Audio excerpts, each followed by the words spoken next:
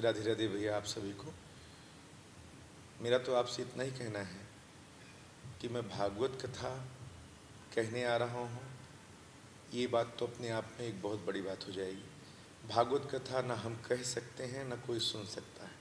भागवत कथा कर भी कृष्ण सकते हैं और कृष्ण ही सुन सकते हैं, क्योंकि कृष्ण के बिना भागवत का कोई अस्तित्व नहीं है।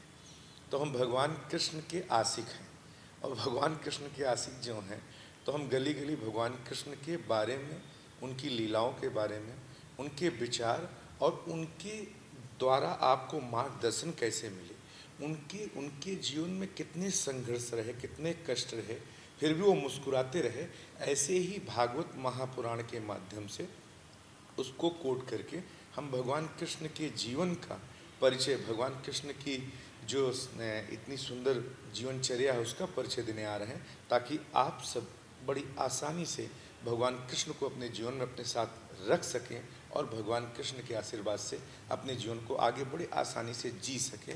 इसी माध्यम से मुक्ति फाउंडेशन, माननीय स्मिता ठाकरे जी, हम लोगों ने प्लान किया कि हम बच्चों तक श्रीमद् भागवत महापुराण को पहुंचाएंगे और कृष्ण के जीवन को बड़ी आसानी से उतार पाएँ, ऐसे कुछ करेंगे। ये पहला अभियान यहाँ से शुरू करें।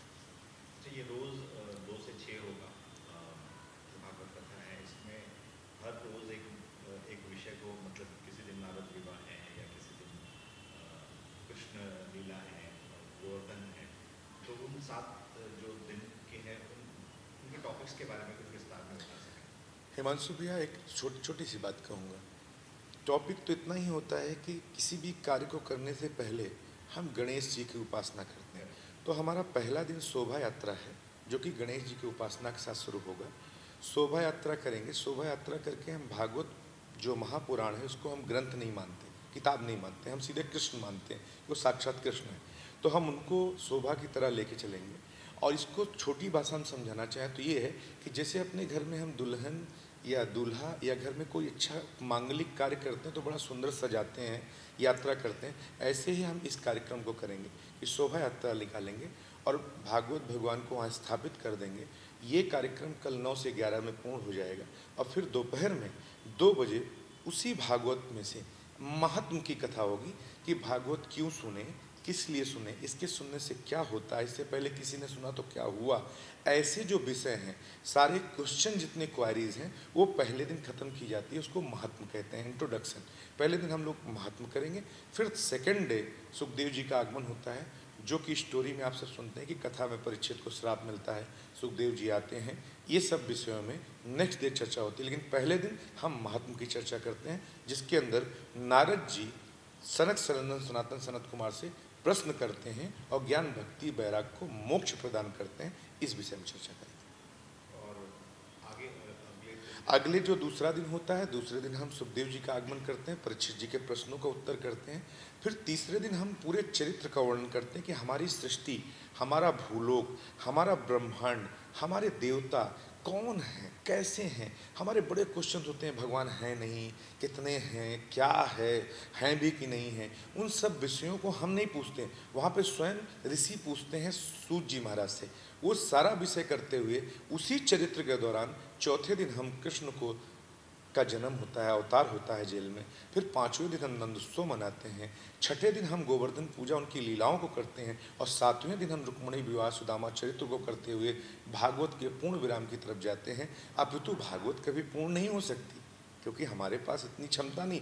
लेकिन ये जरूर है कि हरि अनंत हरि कथा अनंता, और कहाँ सुने बहुविधि हरि संता। हम लोग क्या होता है, हरि अनंत है, हरि की कथाएं अनंत हैं, उसको कहने का तरीका संतों का अलग अलग है। तो हम सब मिलके अलग अलग विचारों से, लेकिन ध्येय एक ही है कि सब कृष्ण से प्यार करें, कृष्ण से डरे नहीं, भगवान से प्यार करना सीखो, भगवान से डरो नहीं।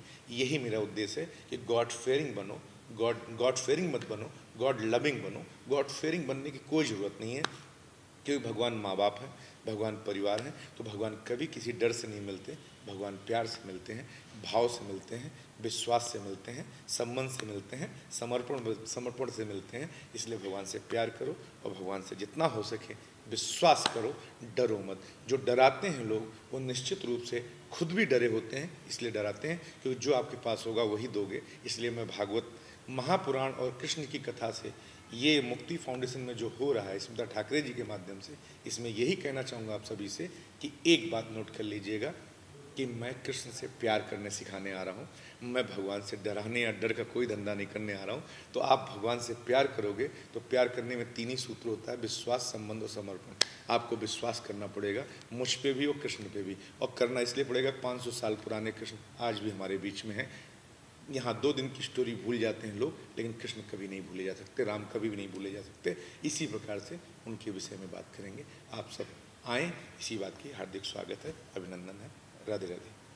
और बस चलते चलते ये पूछना चाहूँगा कि बॉम्बे बहुत फास्ट लाइफ है यहाँ पे, और जैसा आपने पिछली बार कहा था कि आप हब बनाना चाहते हैं एजुकेशन का, और साथ ही साथ बच्चों को वेदों की शिक्षा देना चाहते हैं, तो उसके बारे में क्या कहना चाहेंगे? मेरा आप सबसे हिमांशु भैया बहुत ज़्यादा आपसे, आप भी माँ बाप हैं, ऐसे हमारे साथ जितने पत्रकार बंधु वो भी माँ बाप हैं, और यहाँ अपितु सभी हम सब पेरेंट्स हैं, हम भाई हैं, हम मित्र हैं, हम सब रिश्तों में हम सब लोग हैं।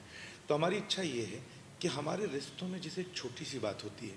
पिछली बार हिंदुत्व में आप सब साथ में थे तो मैंने एक ही प्रश्न किया था और आप सब बड़े मुस्कुरा के, और अपितु आपने बड़ा प्यार दिया था उस समय, जो कि हमारा पहला परिचय था, लेकिन आप लोग वहीं भारत माता की जय बोलने लगे और आप सब हमारे साथ खड़े हो गए। इसलिए नहीं खड़े हुए कि मैं बहुत ज्ञानी हूँ या बहुत नॉलेजफुल, नहीं, इसलिए खड़े हुए कि मैंने ट्रू बात किया, सत्य बात किया। हम ये चाहते हैं कि सनातन जो है, जो ट्रू है, जो भारत है हमारा, ऐसा भारत दुनिया में कहीं नहीं है, जहाँ सर्वे भवन्तु सुखिनः सिखाया जाता है, सर्वे सन्तु निरामया, सर्वे भद्राण पश्यन्तु माँ कश्चित् दुःख भाग् भवेत्। हे माँ, सबको खुश करो, चाइना को खुश करो, जापान को खुश करो, सब पे आनंद होना चाहिए, और अगर सब आनंदित हो तो भारत भी आनंदित है। ऐसा मंत्र पढ़ने वाला कोई देश, कोई कंट्री नहीं है। तो मैं ये चाहता हूँ कि इतना जो हमारा वसुधैव कुटुंबकम मंत्र है वो सनातन के द्वारा कैसे निकला, क्यों निकला, कैसे करें, कैसे शिवाजी महाराज ने एक करके सबको स्वराज स्थापित किया, ऐसे ही मैं चाहता हूँ कि सनातन में, वेद में आज भी इतनी ताकत है। इंग्लिश मीडियम बनना गलत नहीं है, इंग्लिश मीडियम खूब अच्छे से पढ़ाएंगे। तो हमारा जो स्टार्टिंग है कि गुरुकुल विद्यालय खोलें, फिर यूनिवर्सिटी खोलें, फिर उनको एजुकेशन दें, और एजुकेशन इसलिए दें कि वो इंग्लिश मीडियम भी पढ़ें और गुरुकुल भी जाने, वेद भी जाने, और साथ में अपने सारे सब्जेक्ट्स फिजिक्स, केमिस्ट्री, मैथ सब पढ़ें, और IAS भी बने, PCS बने, मगर विद संस्कार के साथ बने, ताकि माँ को माँ कहने में डर न लगे, पिता को पिता कहने में डर न लगे, प्रणाम करने में कोई कभी घबराहट ना हो, और हर माँ बाप चाहते हैं कि उनका बच्चा संस्कारी हो। तो इस कार्य का शुरुआत भी हम लोग बहुत जल्दी करेंगे और मिल के करेंगे, यही इच्छा है। आप सबका भी साथ चाहिए, हम सब एक साथ होकर भारत में सनातन को कैसे सनातन बनाया सकता है, इस कार्य को करने के लिए पहले एजुकेशन देना जरूरी है, क्योंकि एजुकेशन होगा तो लोग, बड़ी सीधी बात है, विद्या ददाति विनयम, जब आपके पास ज्ञान होगा तो आप विनयवान होंगे, और जिसके पास ज्ञान होगा वो कभी भूखा नहीं मरेगा। तो ये बात मेरा कहना है, सनातन बनाने के लिए हम इस कार्य को बहुत जल्दी शुरू होंगे। इस कथा के बाद अगला कार्यक्रम यही करेंगे।